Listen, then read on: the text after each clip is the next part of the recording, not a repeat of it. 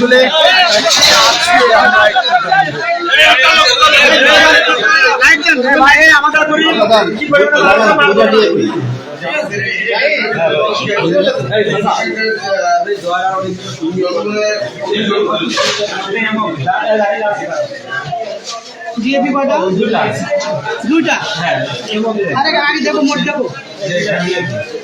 Board থেকে যে সরকারি যে মালামাল দেয় সাধারণ জনগণের জন্য, এইটা এরা কি করতেছে, সেটা ওই মালামাল এইখান থেকে বিতরণ করতেছে।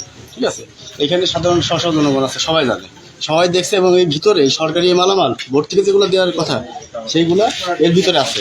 এটা খুললে আপনার সব কিছু হয়ে যাবে। সাধারণ জনগণের মানে শস্যের বীজ, শস্যের বীজ, তারপরে বিভিন্ন গমের বীজ, এইসব মসুরির বীজ, এইগুলো সব আজ এই ঘরে সব আটকে রেখেছে। শত শত লোক দাঁড়িয়ে আছে। এর অভিযোগ বা আমরা অভিযোগ করছি, এর তীব্র নিন্দা জানাই। আমরা এখনই এর বিচার চাই।